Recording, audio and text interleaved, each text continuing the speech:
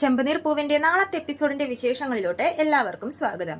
അപ്പോൾ നമ്മുടെ ചന്ദ്ര ഭാമയുടെ വീട്ടിലോട്ട് പോയിട്ട് ഭയങ്കരമായിട്ട് തന്റെ ദേഷ്യം മൊത്തം തീർക്കുവാണ്. ഭാമയോടായിട്ട് ചന്ദ്ര പറയുന്നുണ്ട്, ഞാൻ അവളെ മോളെ പോലെയാ കണ്ടത്. പാർലർ തുടങ്ങാൻ വേണ്ടി ഞാൻ എന്റെ ആധാരം വെച്ചിട്ടാണ് അവൾക്ക് പൈസ എടുത്തു കൊടുത്തത്. എന്നിട്ട് ആ പാർലറിൽ എന്റെ പേരുണ്ടായിരുന്നത് മാറ്റി കളയുകയും ചെയ്തു. ഓർക്കും തോറും എനിക്ക് ദേഷ്യം കൂടി വരുവാണെന്ന് പറയുവാണ് ചന്ദ്ര.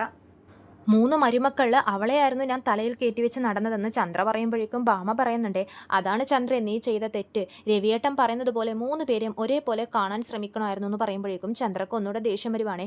ചന്ദ്ര പറയുന്നുണ്ട്, ഭാമേ നീ വെറുതെ എൻ്റെ ദേഷ്യം കൂട്ടല്ലേ, ഈ പ്രശ്നങ്ങൾക്കെല്ലാം കാരണം നീയാന്ന് പറയുമ്പോഴേക്കും ഭാമ ഇങ്ങനെ ഞെട്ടിപ്പോവാണ്. നീ എന്താ ചന്ദ്രയെ പറയുന്നത്? ഞാനാണ് കാരണമെന്നോ? അതെന്താ നീ അങ്ങനെ പറയുന്നതെന്ന് ചോദിക്കുന്നുണ്ട് ഭാമ.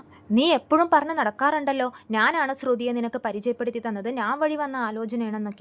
നല്ല ആലോചന. ഏതായാലും ഒരു പെരുങ്കള്ളിയെ എൻ്റെ മകനെ കൊണ്ട് കെട്ടിച്ചു നീ എന്നൊക്കെ പറയുമ്പോഴേക്കും ഭാമക്ക് അങ്ങോട്ട് ദേഷ്യം വരുവാണ് കേട്ടോ. മലേഷ്യക്കാരി പണക്കാരി എന്നൊക്കെ പറഞ്ഞ് എന്നെ പറ്റിച്ചു എന്ന് പറയുമ്പോഴേക്കും ഭാമ പറയുന്നുണ്ട്, ചന്ദ്രേ നീ കുറ്റം മൊത്തം എൻ്റെ തലയിൽ കൊണ്ടുവന്ന് ചുമത്തി വെക്കാൻ നോക്കല്ലേ. ഞാൻ അവളെ നിന്നെ പരിചയപ്പെടുത്തുന്ന സമയത്ത് മലേഷ്യക്കാരിയാണെന്നോ പണക്കാരിയാണെന്നോ എന്നൊന്നും ഞാൻ പറഞ്ഞിട്ടില്ല. എനിക്ക് മസാജ് ചെയ്യാൻ വരുന്നൊരു പെണ്ണ് അങ്ങനെയല്ലേ ഞാൻ പരിചയപ്പെടുത്തിയത്. പിന്നെ നിങ്ങൾ തമ്മിലുള്ള സംഭാഷണമായി അതിലൂടെയല്ലേ നീ അവൾ മലേഷ്യക്കാരിയാണ് പണക്കാരിയാണെന്നൊക്കെ തിരിച്ചറിഞ്ഞത്. നിന്റെ അത്യാഗ്രഹമാണ് എല്ലാത്തിനും കാരണം എന്ന് ഭാമ പറയുന്നുണ്ട്. ഞാൻ എപ്പോഴെങ്കിലും നിന്നോട് പറഞ്ഞിട്ടുണ്ടോ സുധിയെ കൊണ്ട് ശ്രുതിയെ കെട്ടിക്കാൻ? അവൾ പണക്കാരിയാണെന്ന് മനസ്സിലാക്കിയപ്പോൾ നീ തന്നെയല്ലേ നിന്റെ മോനെ കൊണ്ട് അവളെ കെട്ടിച്ചതെന്നൊക്കെ ഭാമ ചോദിക്കുന്നുണ്ട് ചന്ദ്രയോട്. നീ തന്നെയാ ചന്ദ്ര ഇതിനെല്ലാം കാരണം. നീ ആയിട്ടാണ് ശ്രുതിയെ ആ വീട്ടിലോട്ട് കൂട്ടിക്കൊണ്ടുപോയത്. അവളുടെ പണവും സ്വത്തും ഒക്കെ വന്നു ചേരുമെന്ന് നീ പ്രതീക്ഷിച്ചു.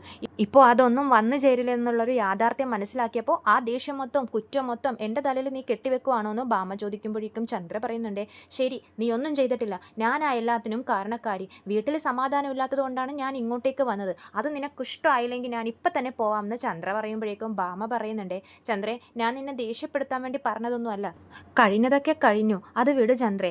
എന്നാലും നീ എന്തിനാ ശ്രുതിയെ കഴുത്തിന് പിടിച്ച് പുറത്താക്കിയെന്ന് ചോദിക്കുമ്പോഴേക്കും ചന്ദ്ര പറയുന്നുണ്ട്, പിന്നെ ഞാൻ അവളുടെ കാലിൽ പൂവിട്ട് പൂജിക്കണമായിരുന്നു.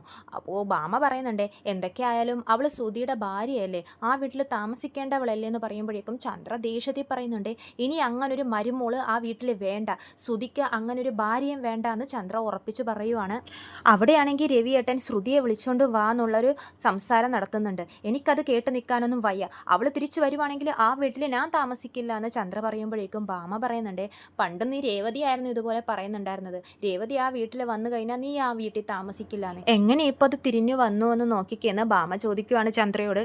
മൊത്തത്തിൽ ഞാൻ വിചാരിച്ചതൊന്നും നടന്നില്ല എന്ന് ചന്ദ്ര പറയുമ്പോഴേക്കും ഭാമ ചോദിക്കുന്നുണ്ട്, അടുത്തത് എന്താ നിന്റെ തീരുമാനം, എന്താ മനസ്സിൽ വിചാരിച്ച് വെച്ചിരിക്കുന്നതെന്ന് ചോദിക്കുമ്പോഴേക്കും ചന്ദ്ര പറയുവാണേ, എൻ്റെ ദേഷ്യം ഒന്ന് അടങ്ങട്ടെ, ഇപ്പോൾ ഒന്നും ചിന്തിക്കാൻ പറ്റിയ മാനസികാവസ്ഥയിലല്ല ഞാനെന്ന് ചന്ദ്ര പറയുവാണ്.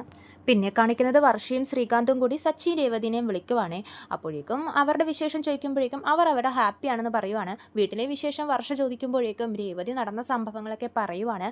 മണ്ഡപത്തിൽ കല്യാണം എല്ലാം കഴിഞ്ഞ് എല്ലാവരും ഇറങ്ങുന്ന ടൈമിൽ ഞങ്ങൾ പാലറേട്ടത്തിയുടെ മലേഷ്യൻ ഇളയച്ചനെ കണ്ടിടാന്ന് പറയുമ്പോഴേക്കും ശ്രീകാന്ത് ചോദിക്കുന്നുണ്ട്, അയാൾ എന്താ അവിടെയെന്ന് ചോദിക്കുമ്പോഴേക്കും സച്ചി നടന്നതൊക്കെ പറയുവാണ്. അത് ശ്രുതിയുടെ ഇളയച്ചനല്ലെന്നും ഫെബിൻ്റെ മാമനാണെന്നൊക്കെ പറയുമ്പോഴേക്കും അവർക്കിത് വിശ്വസിക്കാൻ പറ്റുന്നില്ലേ. അവർ ചോദിക്കുന്നുണ്ട്, സച്ചിയുടെ വെറുതെ കള്ളം പറയുവാണോ എന്ന് ചോദിക്കുമ്പോഴേക്കും ഇല്ലടാ ഉള്ള കാര്യമാണ് പറയുന്നത്. ഇതൊക്കെ അറിഞ്ഞ അമ്മ ഭരതനാട്യവും കുച്ചിപ്പുടിയും എല്ലാം കൂടി ഒന്നിച്ചു തുള്ളി ശ്രുതിയെ ഈ വീട്ടിൽ നിന്നും തള്ളി പുറത്താക്കി എന്നൊക്കെ പറയുവാണേ. അപ്പോഴേക്കും വർഷ പറയുന്നുണ്ട്, എൻ്റെ ദൈവമേ ഇത്രയും കാര്യങ്ങളൊക്കെ ആ വീട്ടിൽ നടന്നോ? ഇപ്പം ഈ വീട്ടിൽ ഒരു സമാധാനവും ഇല്ല, ശ്രുതി ഒരു ബോധമില്ലാത്ത അവസ്ഥയിൽ അങ്ങോട്ടും ഇങ്ങോട്ടും നടന്നുകൊണ്ടിരിക്കുവാന്നൊക്കെ സച്ചി പറയുവാണ്. ശ്രുതി ചേച്ചിയെ പറ്റി ഒരുപാട് സംശയങ്ങൾ എനിക്കും ഉണ്ടായിരുന്നു, പക്ഷേ ഇങ്ങനെയൊക്കെ ഒരാൾ ചെയ്യുമോ, ഇത്രയൊക്കെ കള്ളം പറയുമെന്ന് എനിക്ക് വിശ്വസിക്കാനേ പറ്റുന്നില്ല എന്ന് പറയുവാണ് വർഷ.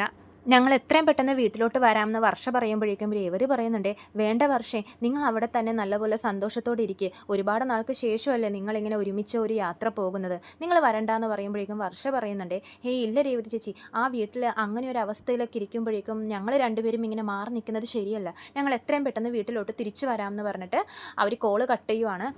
പാലറേട്ടത്തി എങ്ങോട്ടേക്കായിരിക്കും പോയതെന്ന് സച്ചി ഇങ്ങനെ ചോദിക്കുമ്പോഴേക്കും രേവതി പറയുന്നുണ്ട്, വേറെ എവിടെ പോകാൻ, ആ മീരയുടെ വീട്ടിലോട്ടായിരിക്കും.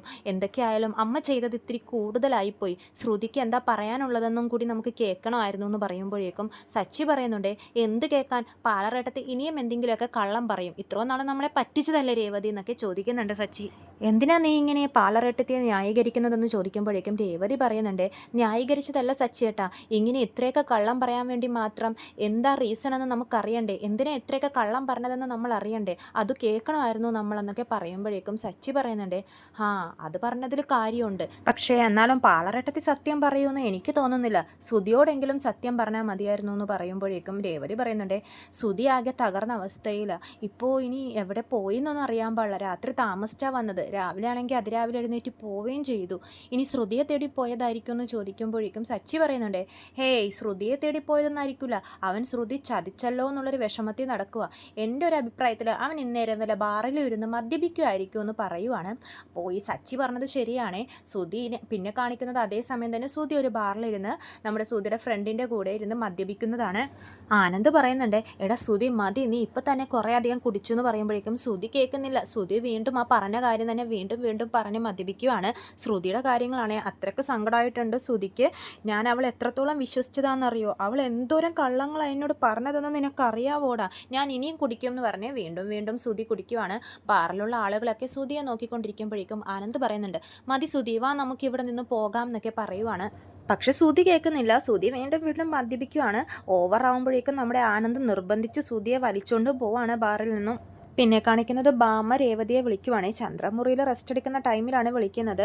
എന്നിട്ട് അവിടുത്തെ കാര്യങ്ങളൊക്കെ പറയുവാണ്. ചന്ദ്ര ഇപ്പോഴും ഭയങ്കര ദേഷ്യത്തിലാണ്, അവളുടെ ദേഷ്യമൊന്നും കുറയുന്നില്ല, അവൾ ആകെ തകർന്ന അവസ്ഥയിൽ, ശ്രുതി അത്രയ്ക്കും വിശ്വസിച്ചായിരുന്നില്ലേ അവൾ, അതുകൊണ്ട് അവൾ ഇത്രയും തകർന്നു പോയതെന്ന് പറയുമ്പോഴേക്കും രേവതി ചോദിക്കുന്നുണ്ട്, എന്നാലും അമ്മ എന്തിനാ വീട്ടിൽ നിന്ന് ഇറങ്ങിപ്പോയതെന്ന് പറയുമ്പോഴേക്കും ബാമ പറയുന്നുണ്ട്, ആ ശ്രുതി എങ്ങാനും വീട്ടിലോട്ട് കയറി വന്നാലോ എന്ന് അവൾക്ക് ഒന്ന് ഓർത്തട്ടാ, അവൾക്കിനി അവളുടെ മുഖം കാണണ്ടെന്നാണ് പറയുന്നത്, അത്രയ്ക്ക് ദേഷ്യമാണ് ശ്രുതിയോടെന്നൊക്കെ പറയുന്നുണ്ട് ബാമ.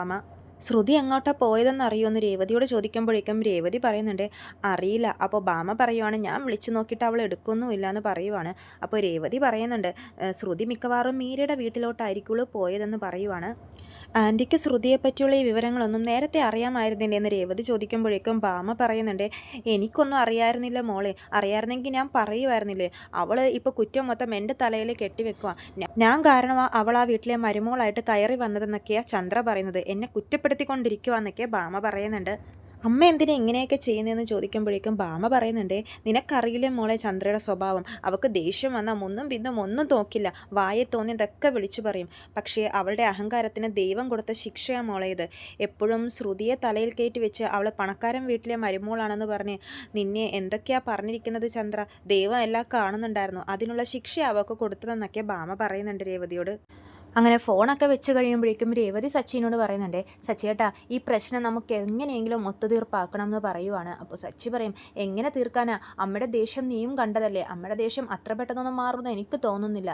അപ്പോൾ രേവതി പറയുന്നുണ്ട്, എന്തെങ്കിലും ചെയ്യണം സച്ചിയേട്ടാ, ഇങ്ങനെ ഓരോരുത്തർ ഓരോ സ്ഥലത്ത് പോയി നിന്നാൽ ഈ പ്രശ്നത്തിന് ഒരു തീരുമാനം ഉണ്ടാവില്ല, നമുക്കൊരു തീരുമാനം എടുക്കണം എന്ന് പറയുമ്പോൾ സച്ചി പറയുന്നുണ്ട്, ശരിയാ, ഇപ്പോൾ പൊട്ടിപ്പോയ ഒരു കണ്ണാടി പോലെയാ ചിതറിക്കിടക്കുക നമ്മുടെ വീട്ടിലെ കഷ്ണങ്ങളായിട്ടൊക്കെ എല്ലാവരും, അതൊക്കെ നമുക്ക് ഒന്നിച്ച് ചേർക്കണം, അതിന് കുറച്ച് ഉത്തരവാദിത്വം ബോധമുള്ള ഒരാളുണ്ടെങ്കിലേ നടക്കത്തുള്ളൂ, കാര്യഗൗരവമൊക്കെ ഉള്ള ഒരാൾ.